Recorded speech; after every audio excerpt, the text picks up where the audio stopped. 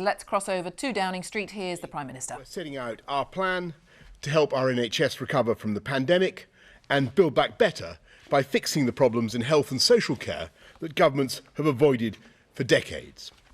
We all know someone whose test, scan or hip replacement was delayed, or who helped protect the NHS amid the immense pressures of COVID by putting off treatment for a new medical condition. And now, as people come forward again, we need to pay for those missed operations and treatments. We need to pay good wages for the 50,000 extra nurses we're recruiting, and we need to go beyond the record funding we've already provided to the NHS. And that means going further than the 48 hospitals and 50 million more GP appointments. So today, following the most successful vaccine programme in the world, we're beginning the biggest catch-up programme in the history of the NHS, increasing hospital capacity by 110% and enabling 9 million more appointments, scans and operations. And I have to level with people, waiting lists will get worse before they get better, but compared with before COVID, by 2024-2025, our plan will allow the NHS to aim to treat 30% more patients who need elective care, like knee replacements or cancer screening. A recovery on this scale cannot be delivered by cheese-paring budgets elsewhere, and it would be irresponsible to cover a permanent increase in health and social care spending with higher day-to-day borrowing. For more than 70 years, we've lived by the principle that everyone pays through our taxes for the NHS, so it's there for all of us when we need it.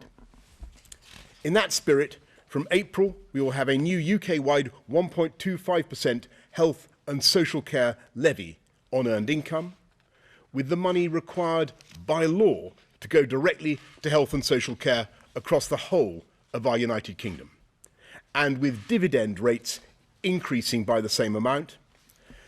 This will raise almost £36 billion over the next 3 years. Not just funding more care, but better care, including better screening equipment to diagnose cancer earlier and digital technologies allowing doctors to monitor patients in their homes. The levy will share the cost as fairly as possible between people and businesses, because we all benefit from a well-supported NHS and all businesses benefit from a healthy workforce. And those who earn more will pay more, including those who continue to work over the state pension age. The highest earning 14% of the population will pay around half of the revenue raised. No one earning less than £9,568 will pay a penny, and most small businesses will be protected, with 40% paying nothing extra at all. And this new investment will go alongside vital reform, because we learned from the pandemic that we can't fix the NHS unless we also fix social care. When COVID struck, there were 30,000 hospital beds in England occupied by people who would have been better cared for elsewhere. And the inevitable consequence was that patients couldn't get the hip operations or cancer treatment or whatever other help they needed. And those people were often in hospital because they feared the costs of care in a residential home. If you suffer from cancer or heart disease, the NHS will cover the costs of your treatment in full. But if you develop Alzheimer's or Parkinson's, then you have to pay for everything above a very low threshold. Today, 1 in 7 of us can expect to face care costs exceeding £100,000 in our later years, and millions more live in fear that they could be among the 1 in 7. Suppose you have a house worth £250,000 and you're in a care home for 8 years. Then once you've paid your bills, you could be left with just £14,000 after a lifetime of work and effort and saving, having sacrificed everything else, everything that you would otherwise have passed on to your children simply to avoid the indignity of suffering. So we're doing something that frankly should have been done a long time ago, and share the risk of these catastrophic care costs so that everyone is relieved of that fear of financial ruin. We're setting a limit to what people will ever have to pay, regardless of assets or income. In England, from October 2023, no one starting care will pay more than £86,000 over their lifetime. No one with assets of less than £20,000 will have to pay anything at all, and anyone with assets of between £20,000 and £100,000 will be eligible for means-tested support. And will also address the fear that many have about how their parents or grandparents will be looked after.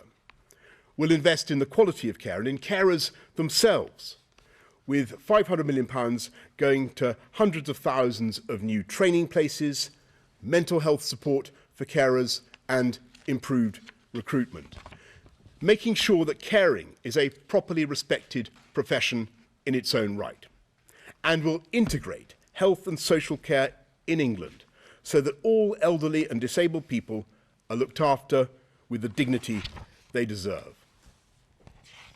No Conservative government wants to raise taxes, but nor could we in good conscience meet the cost of this plan simply by borrowing the money and imposing the burden on future generations. So I'll be absolutely frank with you, this new levy will break our manifesto commitment. But a global pandemic wasn't in our manifesto either. And everyone knows in their bones that after everything we've spent to protect people through that crisis, we cannot now shirk the challenge of putting the NHS back on its feet, which requires fixing the problem of social care and investing the money needed. So we will do what is right and reasonable and fair. We'll make up the COVID backlogs, we'll fund more nurses, and I hope we will remove the anxiety of millions of families up and down the land by taking forward reforms that have been delayed for far too long. Thank you very much. I'm now going to hand over to Rishi. Rishi. Thank you, Prime Minister. Good afternoon. I'd like to address straight away the following question. Why do we need to raise taxes? 3 reasons. First, we need to properly fund the NHS as we recover from the pandemic. Senior NHS leaders have made clear that without more funding, we will not properly be able to address this significant backlog in people's cancelled operations, delayed treatments, or missed diagnoses. To get everyone the care they need is going to take time, and it is going to take money. The second reason is that the social care plans announced today have created an expanded safety net. Instead of individuals having to bear the financial risks of catastrophic care costs themselves, we as a country are deciding to share more of that risk collectively. This is a permanent new role for the government. And as such, we need a permanent new way to fund it. The only alternative would be to borrow more indefinitely. But that would be irresponsible at a time when our national debt is already the highest it has been in peacetime. And it would be dishonest. Borrowing more today just means higher taxes tomorrow. The third reason we need to raise taxes is to fund the government's vision for the future of health and social care.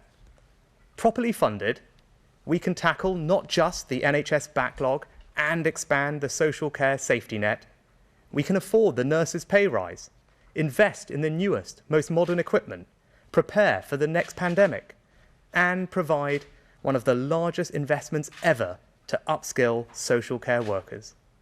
In other words, we can build the modern, more efficient health and social care services the British public deserves. To fund this vital spending, we will introduce a new UK-wide health and social care levy. From next April, we will ask businesses, employees and the self-employed to pay an extra 1.25% on earnings.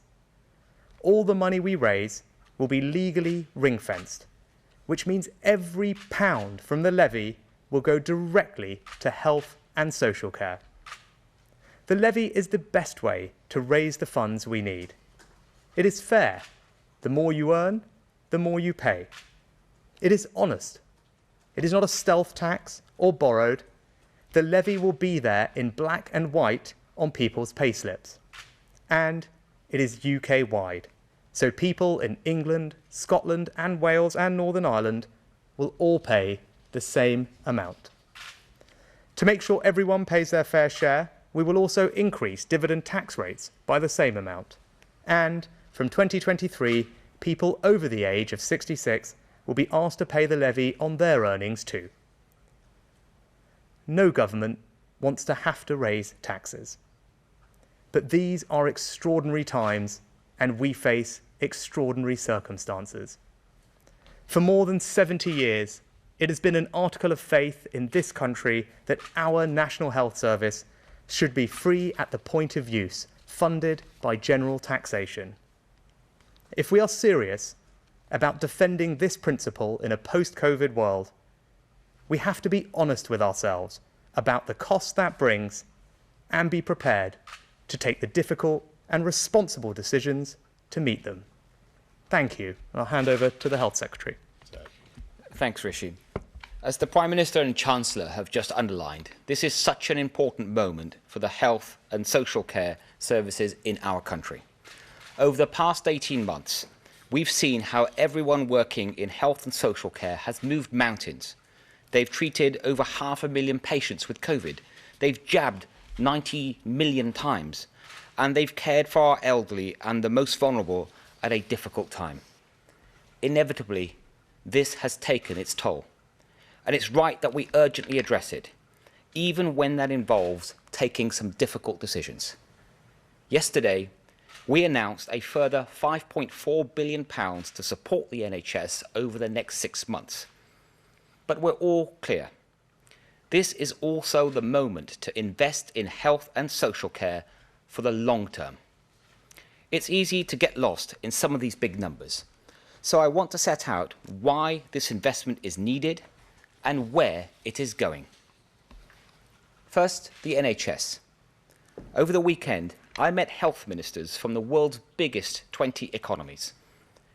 We're all in the same boat, left with the consequences of a destructive global pandemic.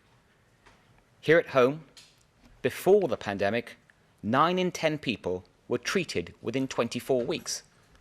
Now, it's 45 weeks. Today, we have a backlog of 5.5 million people and the potential for that to rise even higher. I think we can all understand why this has happened. But none of us on this podium are prepared to stand by and watch that figure go as high as 13 million, which is what would happen if it was business as usual. That would be inexcusable. And the responsible thing to do is to act now. The majority of funds from the new levy will initially go into the health service. Together, we're investing in the biggest catch-up plan the NHS has ever seen and carrying out 9 million more checks, scans and treatments. For instance, we're going to ensure that the vital work of routine operations, things like hip replacements, cataract surgery, never stops. And we're also investing in the next generation of scanners, screening equipment, so that we can find deadly diseases like cancer much more quickly. All of this builds on the historic levels of funding that we've already provided. Since the 2018 settlement, we've increased the health budget year on year to record levels, because we've all taken our responsibilities to the NHS very seriously. And as the Prime Minister just set out, this is also the moment for another historic settlement, the moment to stop the crisis in social care and end the lottery of how we all pay for it. Around 1 in 7 people end up spending over £100,000 on their social care. And often, the heaviest burden falls on those that are least able to bear it. That's not right, it's not fair, and we're going to put an end to it. From October 2023, no one will have to pay more than £86,000 in care costs over their lifetime. And that cap will be there for everyone, regardless of any conditions you have, where you live, how old you are, or how much you earn. We're also casting the safety net further. No one with assets less than £20,000 will have to make any contribution from their savings or housing wealth, and that's up from £14,250 today. Anyone with assets between £20,000 and £100,000 will be eligible for some mean-tested support. We know charging reform alone is not going to be enough, so the wider work of reform also begins now. This includes investing more than £500 million in the incredible social care workforce, ensuring that unpaid carers get more support and advice and respite that they need. And we're publishing an integration white paper that will help us deliver health and care as one. So we're making these historic investments in health and social care together. They've shown how serious we are about tackling the challenges that we face, the backlog, the social care crisis, and we're not going to leave these challenges to future governments or future generations. We're making these investments together so that many millions more get the chance to live happier and healthier lives.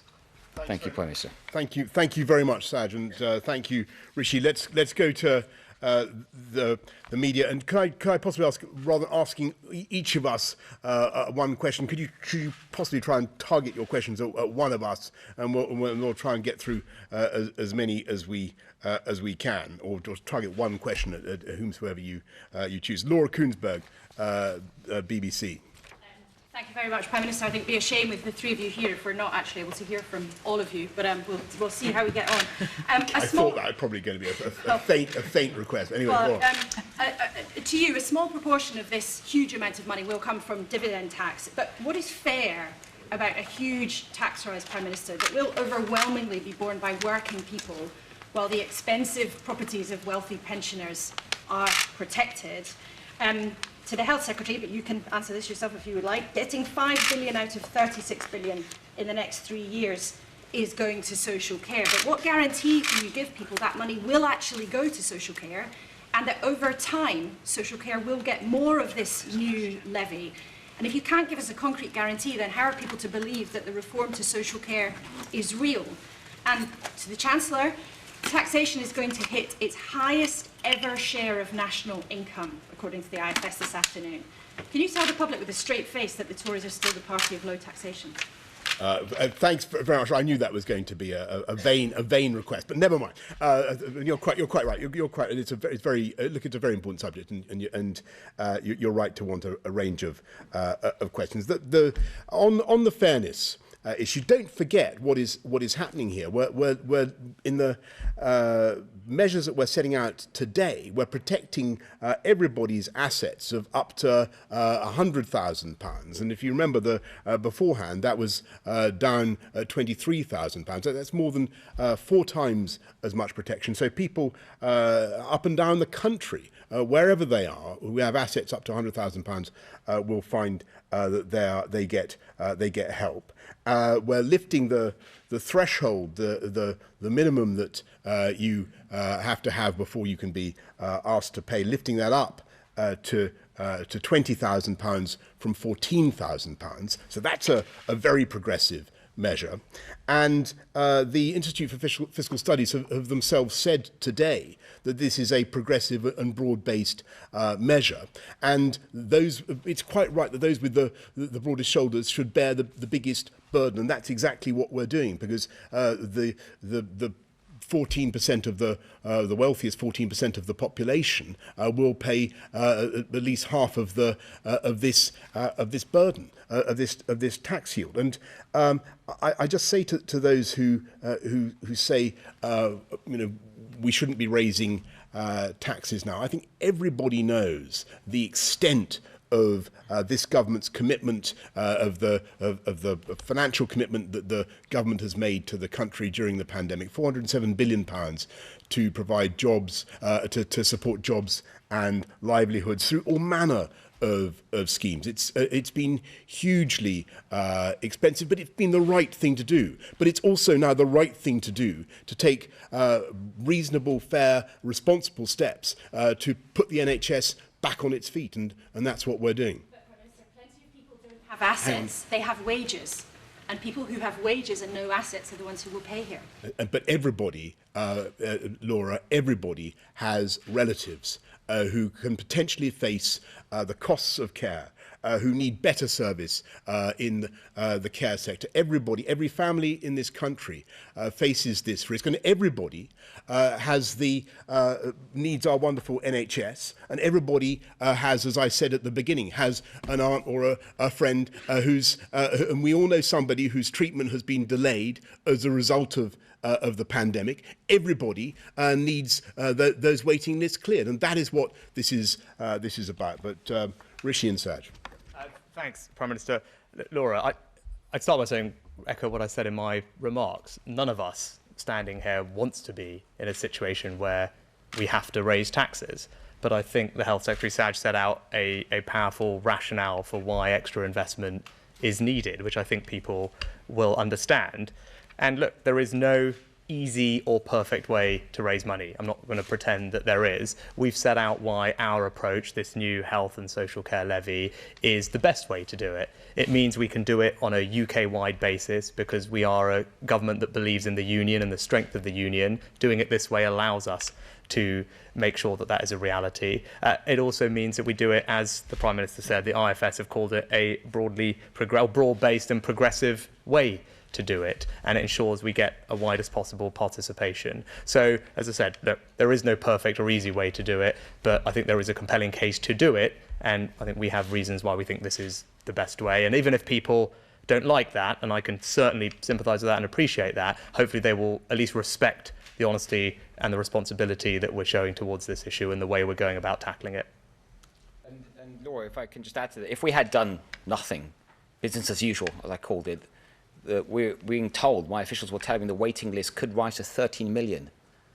We were not going to tolerate that, and that's why we took these difficult decisions to do the right thing. I think what anyone would expect from a responsible government, and to set out our plans clearly.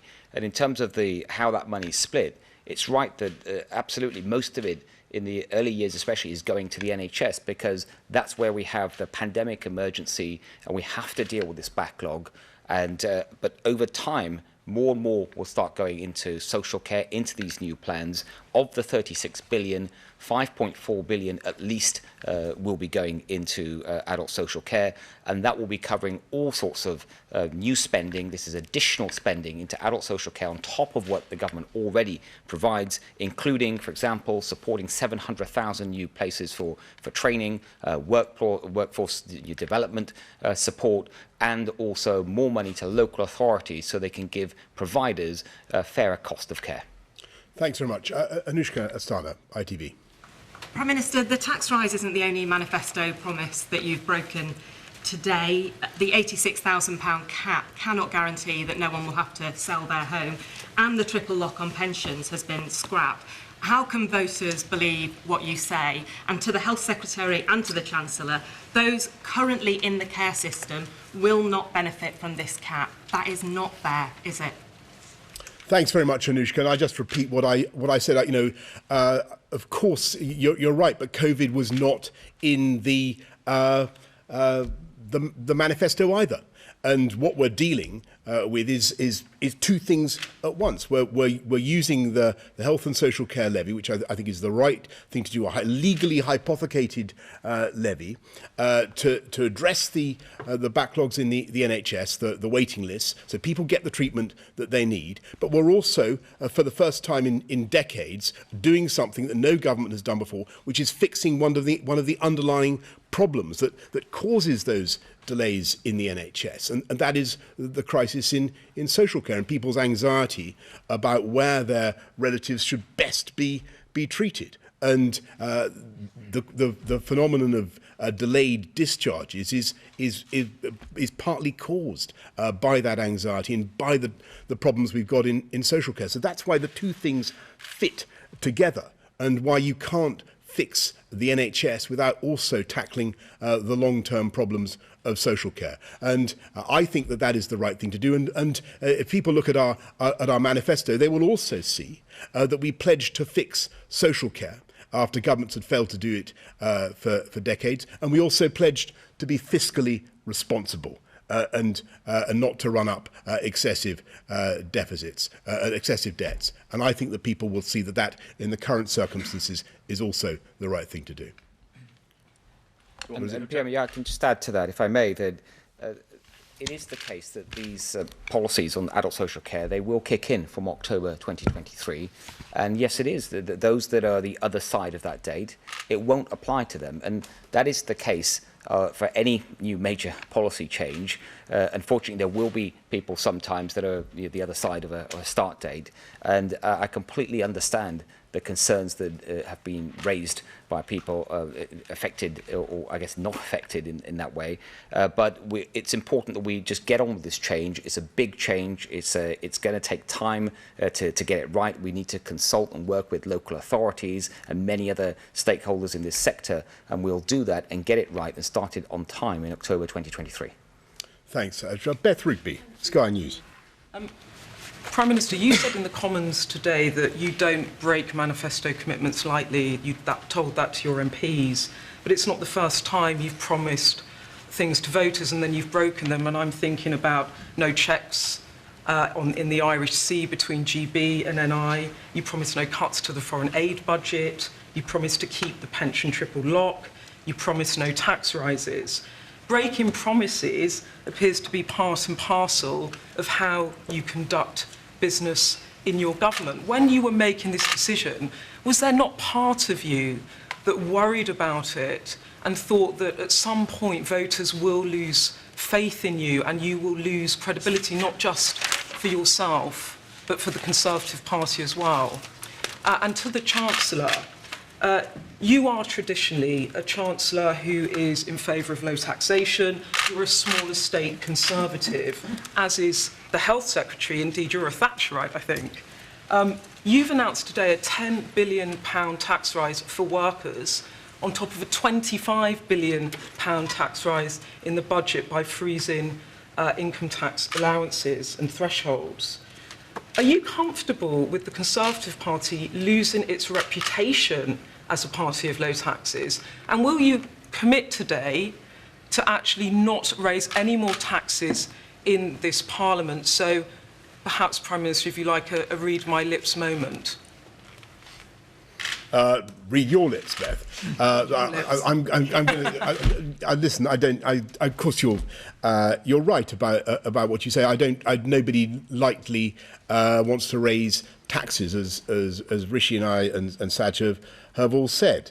But the fact is that nobody in any manifesto that I read saw a pandemic coming in which the country had to spend many billions of pounds, 407 billions, supporting people up and down the country and putting us in a fiscally very difficult situation, or putting a great deal of pressure on our finances. And what we did say in that, and we said two things in that manifesto, that I have to take a judgment, make a choice about what I think is the higher priority. And I think that what the people of this country will want after what we've all been through is honesty and fairness and rationality about the situation, and that means making sure that we don't just leave the burden to mount up for future generations, that we do address the costs of the pandemic on the NHS, which have been colossal. We need to fix those now, but we also need to fix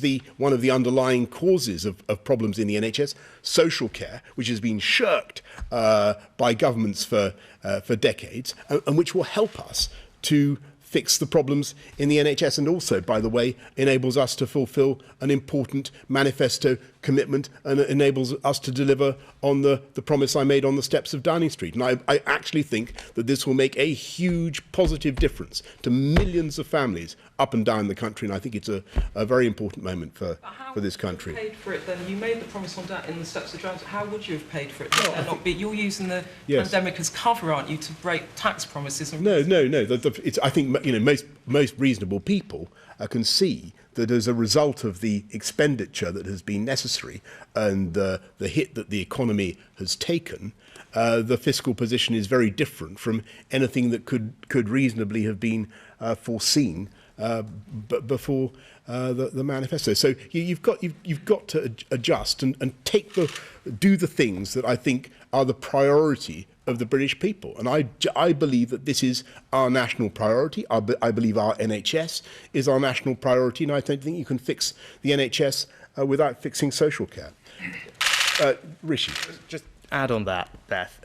You asked how will people view us on these matters, which is totally fair. I think, first of all, people hopefully will recognise that we do face extraordinary circumstances, and you put some big numbers on the tax side. Yeah, but equally, people also know we borrowed more last year than at any time since World War II. Right? We're borrowing more this year than any year since last year, and our debt is at a peacetime high. So people recognise we're grappling with difficult times. And you said, what will your reputation be? Well, hopefully, people will know that we should have a reputation for being a party and a government that is responsible with the nation's finances. And that is really important to all of us standing here. It's a commitment that we always make to people, and they recognise that sometimes that means you have to do difficult things. And I would say to people, you can trust us to be not just responsible, but take the difficult decisions when they're necessary in the best interests of the country. And that's what today's approach is all about. Prime Minister, will you just rule out any more tax rises so everyone has to swallow an NI rise for workers? Will you actually just tell the public, now that's it? You're not going to spring another tax rise on them in this Parliament? Beth, I admire your approach, but of course, all fiscal matters are matter for the Chancellor. It's totally wrong for me. You can ask Rishi too. But what I can certainly tell you is that the stand before there are not many people in the Conservative Party, or indeed in government, or indeed in the Conservative Party, who are more dedicated to cutting taxes, bearing down on taxes where we can, than the three people standing before you today. But I absolutely assure you the truth of that. But we face a reality which is that the fiscal position has changed radically from the one that we found ourselves in 2019, and we can. I think the economy is growing strongly. We'll come through this very well. I'm very impressed with the number of jobs that are being created, the growth that we're seeing. But we've got to be reasonable, and we've got to be pragmatic, and so we're taking the steps that we are. Thank you, Beth. Ben Riley-Smith of the Daily Telegraph. Yes, thank you. Prime Minister, one quick question, just to drill down on that again. At heart, are you really still a low-tax Tory when you think of your own personal ideology? And I will give you a third chance to rule out this Parliament any further tax rises if you want. I certainly don't want any more tax rises this Parliament. If you want me to give that emotional commitment, of course that's the case. But there's a formality in these things, which is that fiscal matters are reserved. These are decisions that the Chancellor must make in the course of his budgets, and that's quite proper. And to Tory voters, can you assure them you are still a low-tax Tory, because that's what you ran on in 2019? I cut my share when I was Mayor of London. I cut my share of the council tax by 20%, and I want to. I believe in leaving more money where possible for people to spend on their families and their own priorities. Of course, that's right. But what I just one point I would make to you, Ben, thinking about hard-working families who try to do the best for themselves and their families. This is something.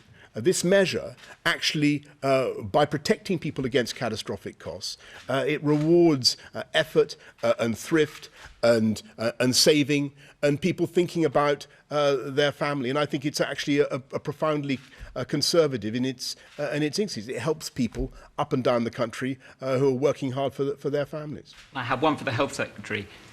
When this reforms come into place, can you promise that no one will have to sell their home to pay for social care? Because that was how this whole reform was always pitched in the previous years. What these reforms ensure is that people will now, for the first time, have complete confidence about the maximum that they'll have to pay towards their care. So that's the cap, the £86,000 cap, and no one will have to go beyond that. And that confidence means that they can plan much better for their future. They can manage their assets better because, as I said earlier, that 1 in 7 people at the moment are having to pay these catastrophic costs of over 100,000, and perhaps because they had dementia or something else where they just had annual costs going on year after year, and it wiped out their total assets. So that can end now because we're providing this confidence. And you're bringing the magic of average to the rescue of the millions in the famous phrase. Mesa Hall of the Express. Thank you, Prime Minister. You're breaking your manifesto promises to pensioners by not raising state pension in line with earnings. Aren't you missing a historic opportunity to improve what is one of the worst pensions in Europe, state pensions in Europe? Haven't pensioners a right to feel betrayed, and aren't you effectively robbing them of £7 a week? No, well, I hope not, Mesa, and I really don't think so. First of all, can I congratulate the Express for the campaigns that you run on behalf of pensioners. I think they're quite right, and we will always stand up for pensioners in this government. We believe passionately in that. What we're trying to deal with is a statistical freak caused by the COVID pandemic, so that one of the data in the triple lock jagged down and up again very sharply, with a weird effect on pensions, and pensioners will still get. They'll still be pensioners will still be protected. They'll still get 2.5%. They'll still be protected against rises in the cost of living. What we're trying to deal with is that that big upward spike in earnings which was a function of the big downward spike caused by COVID. And I think most people can see that. I hope, and I hope that people can see that it's fair. But Rishi's only one to add to that. I don't think anything to add. I think the Prime Minister used the word statistical anomaly, distortion, artificial. Those are not our words. Those are the words of all the independent commentators about this issue. And it's temporary. It's just for this year. And so hopefully pensioners will feel reassured that not only have we protected them in the past, we're protecting them this year with at least a 2.5% increase in pensions, or higher if the cost of living is increasing faster than that. And we will continue with the triple lock thereafter. Great, thanks. Arj Singh from the Eye. Hi, Prime Minister. Another one of your manifesto commitments was that you'd seek a cross-party consensus on social care reform to ensure that it stands the test of time. Why did you fail to do this? And are you concerned that the social care problem may not be fixed once and for all, as you said, as a result? Thanks very much, Arj. And I do want to achieve a cross-party consensus where possible. But one of the interesting things that came out in the statement just now in the House of Commons was, of course, that there was a cross-party agreement by the Committee on Social Care that there should be a levy paid for out of taxation, out of NICs, I think. In fact, they even said, and so there were members across the House who backed that proposal. This is identical or very similar to the one that we're coming forward with today. So I do hope that colleagues across the House will see that what we're doing is the right and the progressive thing to do, that the burden is being borne overwhelmingly by those who are most able to bear it, and I hope that that people will support it in the House of Commons. And I was encouraged by what I was hearing this afternoon from colleagues across the House, actually, and not just from our benches, from other benches as well. Okay, folks, thank you all very much. Thank you. We've had in a long time. It'd be great to ask you about one of the fundamental. Yes, so let me hang on, Pippa. I'll get a Pippa. Okay, right. I can see. You see, my objective in asking for not independently targetable questions was to try to give you all more of a chance. Okay, we'll get a Pippa and then Tom. Oh my goodness! Right. Well, I think here's what we're going to do. We're going to take 5 more. All right.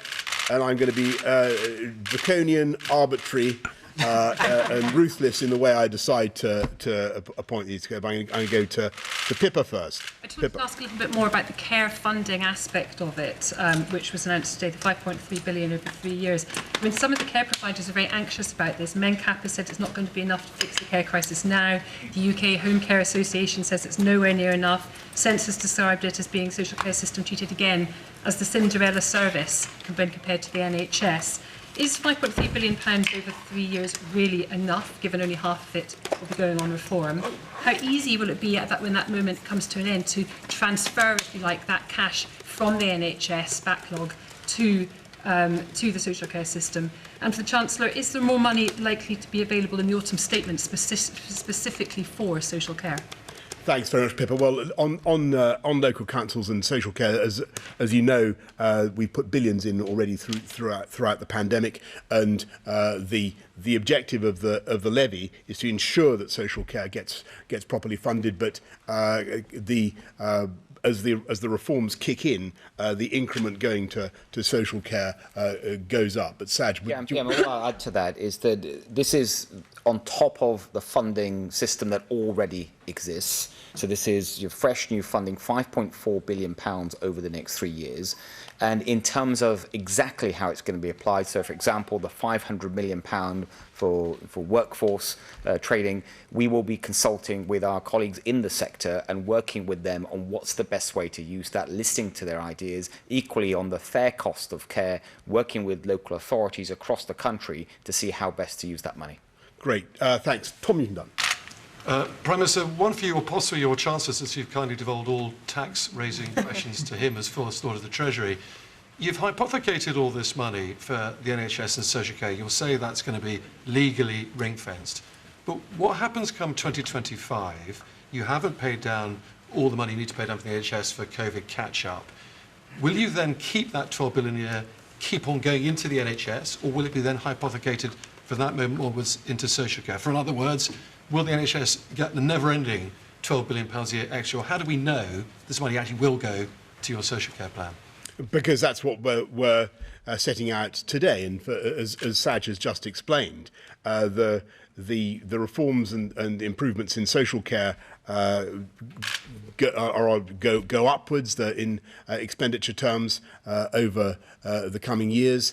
But the priority right now is fixing the electives, fixing the backlog, paying for the nurses that we're recruiting in huge numbers, doing the vaccines, but also recognising that you can't expect in the long term to fix these problems unless you also deal with social care. But any of my colleagues want to add to that? Heather.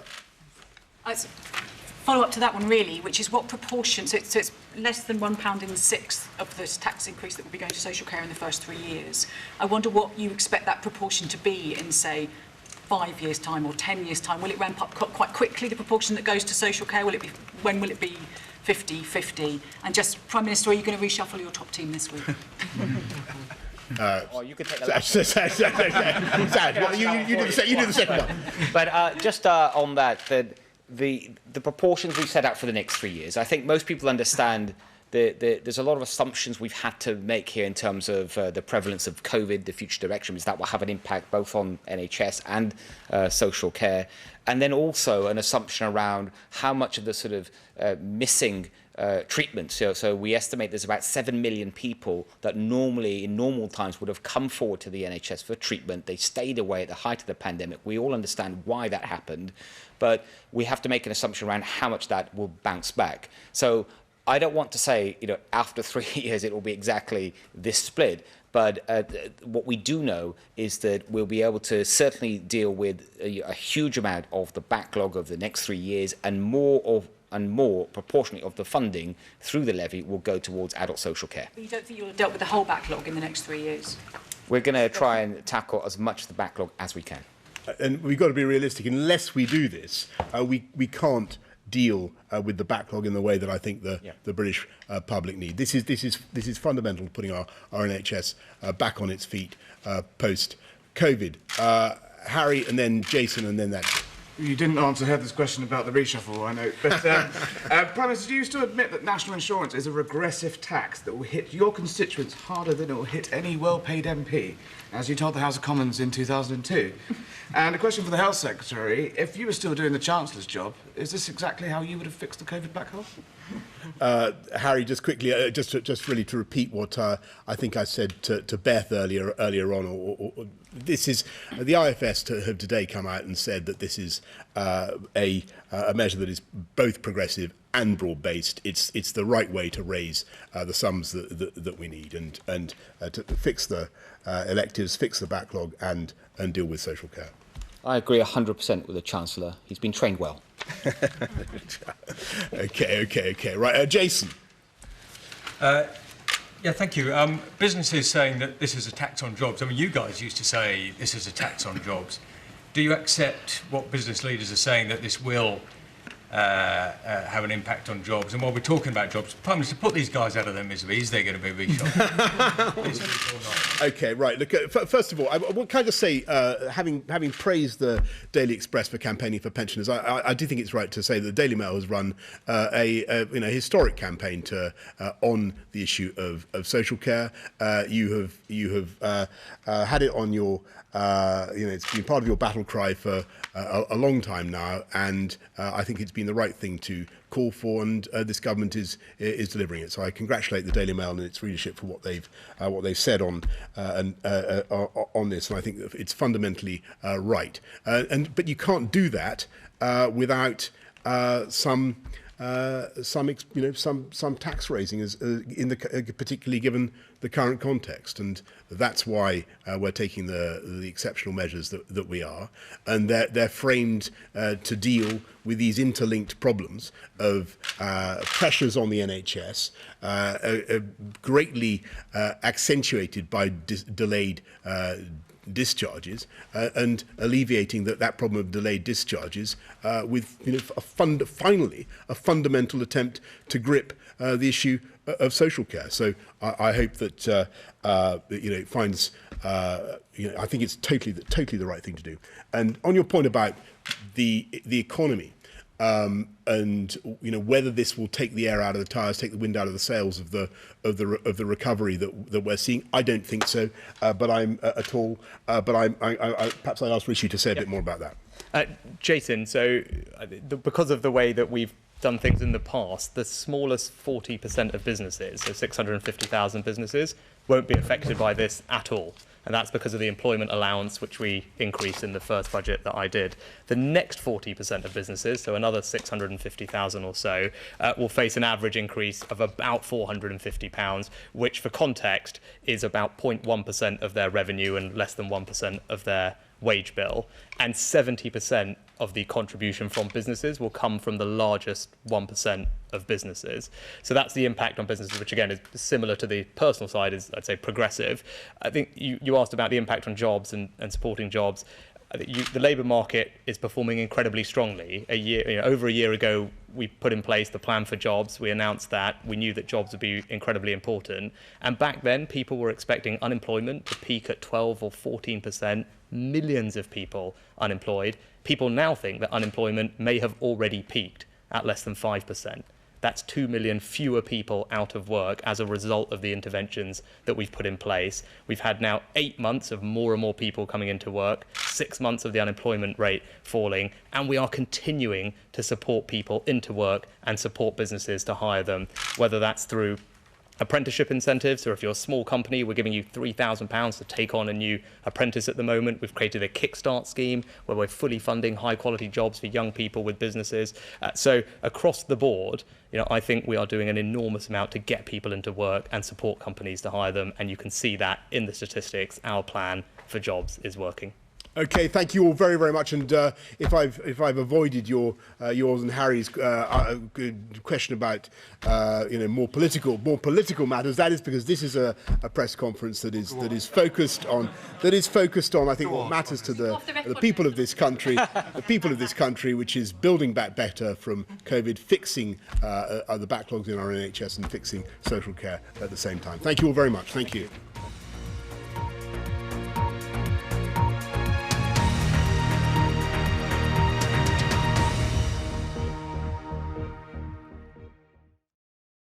See the headlines as they happen and watch BBC News live in the app and get the full story with bbc.co.uk/news. Follow the story for all the latest with BBC News.